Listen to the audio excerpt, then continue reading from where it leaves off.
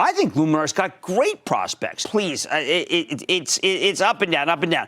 Buy it, but definitely buy it nonetheless. But then you should wait for a pullback, maybe below for buying more. The podium.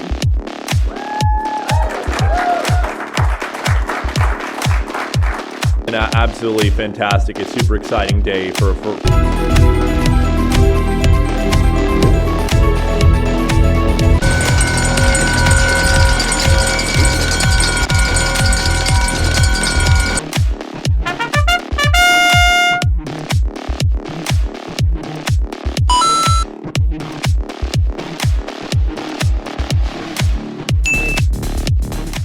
Tomorrow, Gores Metropolis becomes Luminar and gets its own symbol, L-A-Z-R. Yes, like laser. Luminar was founded, no, it's better than intriguing. Get this. It was founded in 2012 by a 17-year-old kid, Austin Russell. They got partnership with 7 of the top 10 global passenger vehicle manufacturers. Luminar's hardware and software will be integrated into Volvo's global vehicle platform. Wow, I cannot think of a better endorsement given Volvo's well-deserved reputation for passenger safety. Why do all these automakers want to work with Luminar?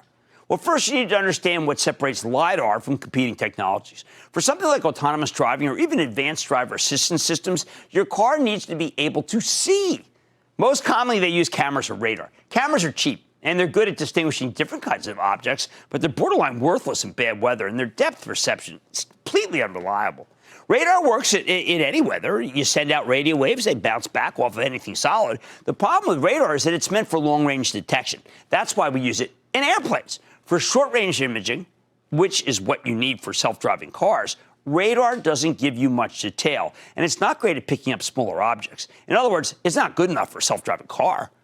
And that's where LiDAR comes in. It's very similar to radar, except that visible light gives you much more detail than a radio wave, light over radio. That's why most companies working on autonomous driving have embraced LiDAR, including Waymo, Alphabet's self-driving car business, Mobileye, and that's Intel's autonomous driving division. Only Tesla seems not to be a fan. The problem with LiDAR, it's very expensive, or at least it was. These systems used to cost tens of thousands of dollars. They were uneconomic. But last year, Luminar introduced a new LiDAR platform that they can produce for $500. Talk about a game changer. More important, Luminar's forward-looking order book has grown by 30% in just the 3 months since we learned about the Gores Metropolis deal. They now have a $1.3 billion order book.